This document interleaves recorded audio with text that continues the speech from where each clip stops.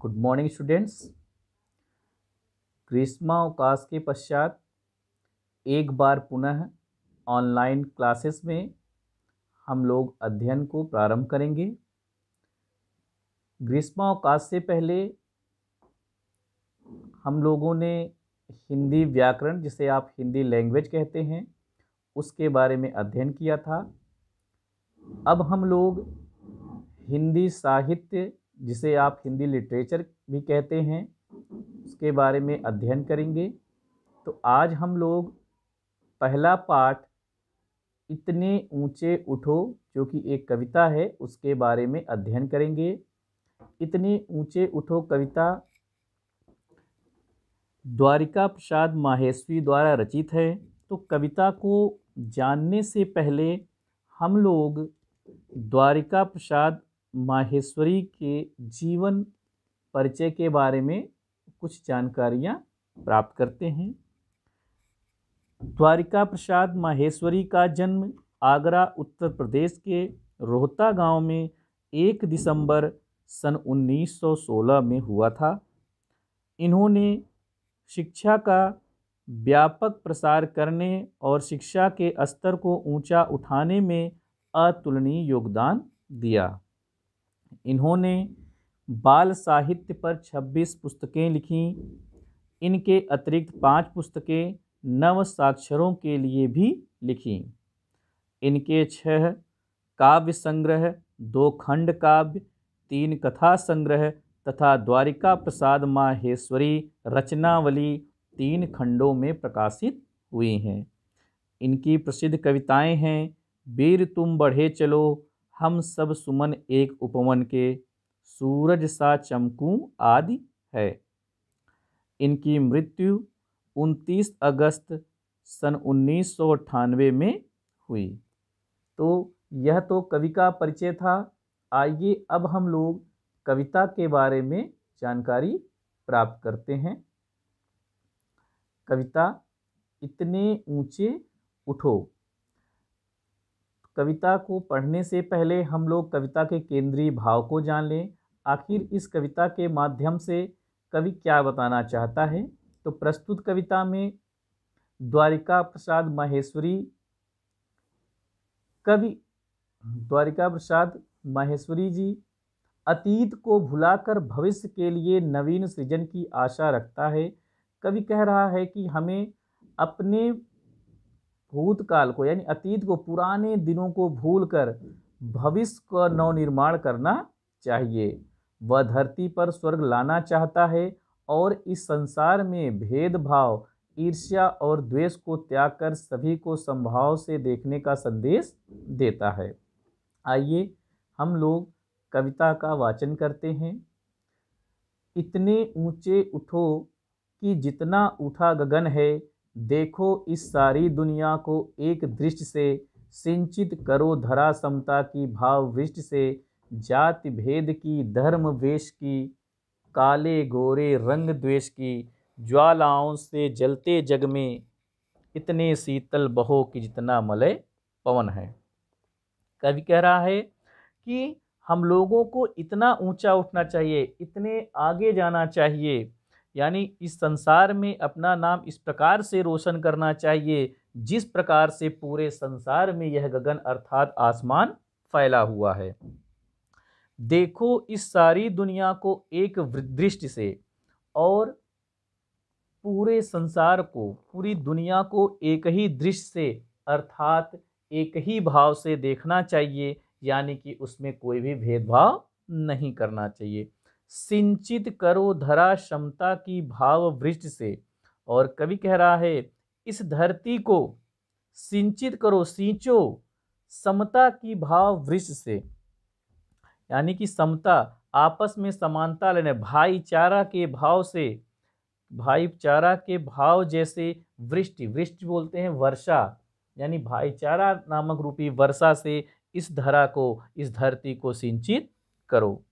जाति भेद की, धर्म वेश की, काले गोरे रंग द्वेष की, ज्वालाओं से जलते जग में। तो इस देश में जाति, धर्म, वेश, रंग रूप इत्यादि का जो द्वेष फैला हुआ है, रंग के नाम पे जो इसमें ज्वालाएं हैं, ज्वालाओं से जलते इस जग में, यानी जात के नाम पे, धर्म वेश के नाम पे, रंग के नाम पे जो आपस में लोग लड़ते झगड़ते रहते हैं, इस ज्वालाओं से जलते इस जग में इस प्रकार से अपने आप को बनाओ, इतने शीतल बहोग जितना मलय पवन है। तो यहाँ पर कवि कहना चाह रहा है इस संसार में अपने आप को इस प्रकार से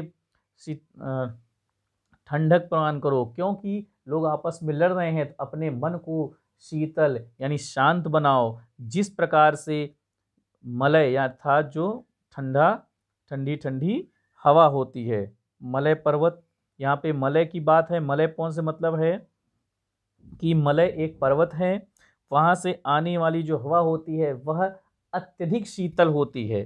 ठीक उसी प्रकार से हमारे अंदर भी क्रोध को न जागृत होने देना चाहिए और अपने मन को शीतल रखना चाहिए।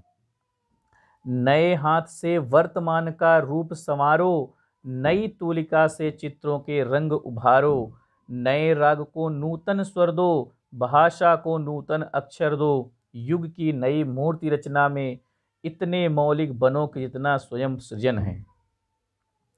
नए हाथ से वर्तमान का रूप संवारो, कवि कहता है अपने इन नन्हे हाथों से, इस नए हाथों से वर्तमान अर्थात जो आज का दिन है, अपने वर्तमान को, उसके स्वरूप को संवारो, उसको सजाओ। नई तूलिका से चित्रों के रंग उभारो, और अपने इन नन्हे नन्हे हाथों से, यानी कि इस कह रहा है कि ब्रश से, जिसे तूलिका होता है ब्रश जिससे हम लोग रंग करते हैं, लेकिन यहाँ पर कह रहा है हमें अपने हाथों से इस प्रकार के रूप को, स्वरूप को बनाना है जिससे कि कभी किसी में आपस में भेदभाव ना हो।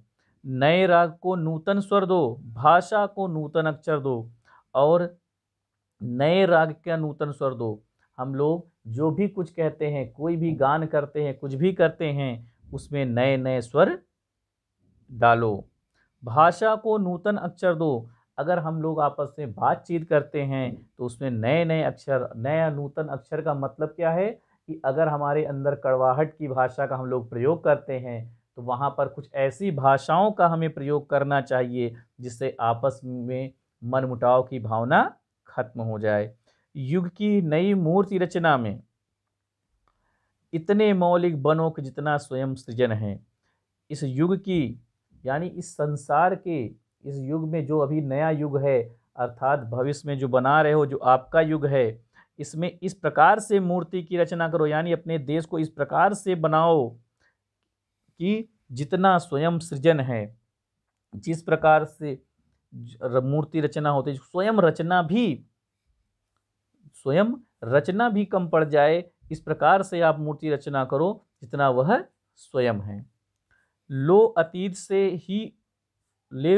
से उतना ही जितना पोषक है, जीर्ण शीर्ण का मोह मृत्यु का ही द्योतक है। तोड़ो बंधन रुके न चिंतन, गत जीवन का सत्य चिरंतन, धारा के शाश्वत प्रवाह में इतने गत में बनो कि जितना परिवर्तन है। लो अतीत से उतना ही जितना पोषक है, यहाँ कवि कह रहा है हमें सिर्फ अतीत से, यानी पुराने दिनों से, जो हमारे पुराने दिन बीत गए हैं, उतना ही हमें लेना है, उतना ही उसके बारे में सोचना है जितना कि पोषक है। पोषक अर्थात जो पोषण करने वाला, यानी जो हमारे लिए लाभदायक हो। कभी कहना है कि पुराने समय को भूल जाना होता है, हमें सिर्फ उतना ही याद रखना है जो हमारे लिए लाभदायक है, जो हमारे लिए हानिकारक है उसे हमें भूल जाना चाहिए। अतीत से सिर्फ उतना ही लेना चाहिए जो हमारे लिए पोषण के रूप में हो, पोषक तत्व के रूप में, अर्थात लाभदायक है। जीर्ण शीर्ण का मोह मृत्यु का ही द्योतक है। यह जो जीर्ण शीर्ण शरीर है, जर्जर फटा पुराना है, जो कि बीत गया है, जो पुराना हो चुका है, वह उसका मोह करना मृत्यु का ही द्योतक है। द्योतक मतलब मृत्यु को ही प्रकट करने वाला होता है। द्योतक क्या होता है? प्रकट करने वाला। वह मृत्यु को ही प्रकट करता है, इसलिए हमें पुराने चीज़ों को मोह नहीं करना चाहिए। तोड़ो बंधन रुके न चिंतन, गत जीवन का सत्य चिरंतन। हमें जो है मोह का बंधन तोड़ देना चाहिए और अपने मन में जो चिंतन की भावना है उसको कभी भी रोकना नहीं चाहिए। जीवन रुके न चिंतन गति, जीवन का सत्य चिरंतन, धारा के शाश्वत प्रवाह में। और जो सदा से चलता आ रहा है उसके बहाव में कभी भी चिंतन को रोकना नहीं चाहिए। इतने गति में बनो कि जितना परिवर्तन है, हमें सिर्फ उतना ही गति से चलना है जितना इस युग की आवश्यकता है, हमें भविष्य की आवश्यकता है। यानी कि बहुत तेजी से आगे नहीं बढ़ना है। पता लगा हम आगे बढ़ते जा रहे हैं, अचानक से हमें कोई भी प्रॉब्लम हो सकती है, कोई भी मुसीबत आ जाए, तो हमें समय के साथ परिवर्तन करना है, समय से ज़्यादा परिवर्तन नहीं करना है। जितनी ज़रूरत हो उतना ही परिवर्तन करना है, एक साथ इकट्ठा परिवर्तन नहीं करना है।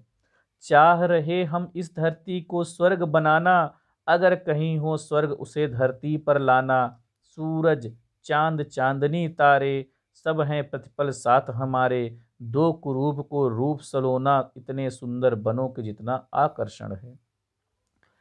तो कवि कहता है हम चाह रहे हैं इस धरती को स्वर्ग बनाना। कवि कहता है हम इस धरती को स्वर्ग बनाना चाहते हैं। अगर कहीं पर भी इस दुनिया में, पूरे संसार में, अगर कहीं तो पूरे ब्रह्मांड में कहीं पर भी स्वर्ग हो तो उसे हम धरती पर लाना चाहते हैं। सूरज चांद चांदनी तारे, सब हैं प्रतिपल साथ हमारे। क्योंकि सूरज चांद चांदनी तारे ये सभी जो हैं प्रत्येक क्षण हमारे साथ में हैं। दो कुरूप को रूप सुलोना, इतने सुंदर बनो कि जितना आकर्षण हो। और जो कुरूप है, जो देखने योग्य नहीं है, उसको सुंदर रूप दो, इतने सुंदर बनो, अपने आप को इतना अच्छा बनाओ, अपने अंदर इस प्रकार का ज्ञान लाओ कि जितना आकर्षण है, जिससे सभी लोग लाभान्वित हों, सभी लोग आपसे प्रेम करें।